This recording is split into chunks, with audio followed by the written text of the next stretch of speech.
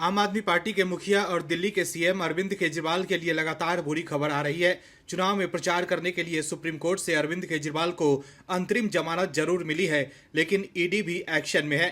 और अब ईडी को एक्शन में देख अरविंद केजरीवाल के चहेते वकील अभिषेक मनु सिंघवी की बेचैनी बढ़ गई है।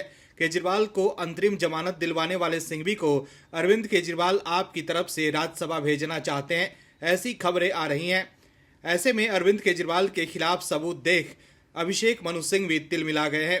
अरविंद केजरीवाल आए थे सत्ता में उन लोगों को सबक सिखाने जो देश को भ्रष्टाचार करके नुकसान पहुंचाने का काम करते थे। केजरीवाल कहते थे कि हमारी सरकार बनी तो सबके खिलाफ भ्रष्टाचार की जांच होगी।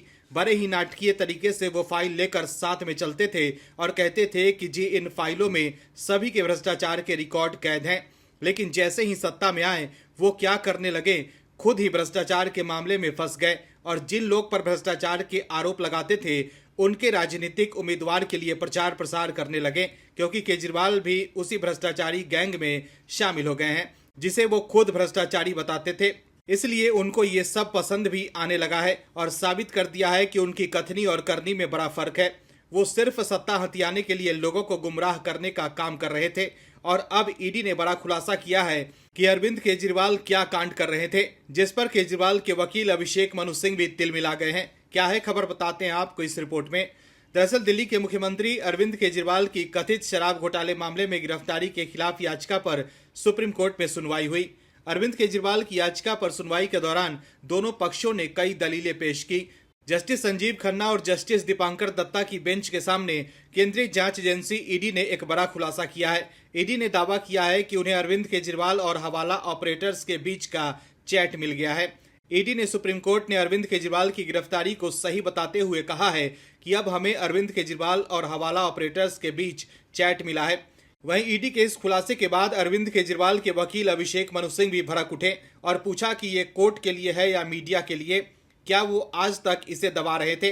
सिंघवी ने कहा कि ये आखिरी मिनट पर शक पैदा किया जा रहा है, वो ठीक नहीं कर रहे हैं। ऐसा लगता है कि मार्च से आज तक वे छिपा रहे थे। सुनवाई के दौरान सिंघवी ने कहा कि 1.5 साल से अधिक समय तक उन्होंने जांच की, केजरीवाल के खिलाफ कोई एक्शन नहीं लिया गया। जुलाई अगस्त 2023 में जो सामग्री ईडी के पास थी उसके आधार पर गिरफ्तारी की कोई आवश्यकता नहीं थी। सिंघवी ने कहा कि शरद रेड्डी ने इलेक्टोरल बॉन्ड खरीदे और बैक पेन के आधार पर बेल मिल गया। क्या वो गिरफ्तारी के लिए विश्वास योग्य हैं? इससे पहले ईडी ने सुप्रीम कोर्ट को यह भी बताया कि आम आदमी पार्टी को आरोपी बना दिया गया है। ईडी ने दावा किया है कि उनके पास केजरीवाल की गिरफ्तारी के लिए पर्याप्त सामग्री मौजूद है। कोर्ट ने दोनों पक्षों को सुनने के बाद फैसला सुरक्षित रख लिया है। सुप्रीम कोर्ट ने दोनों पक्षों को अंतरिम दस्तावेज जमा करने के लिए 1 सप्ताह का समय दिया है। तो देखा आपने कैसे कोर्ट में ईडी के नए खुलासे से अभिषेक मनु सिंघवी तिलमिला गए। ईडी के हाथ जो चैट्स लगे हैं उससे अरविंद केजरीवाल की मुश्किलें बढ़ सकती है। अब देखना होगा कि केजरीवाल के वकील उनको इस नए आरोप से कैसे बाहर निकालेंगे। Bureau report, OMH news. और भी वीडियोस देखने के लिए चैनल को सब्सक्राइब करें और बेल आइकन को दबाएं।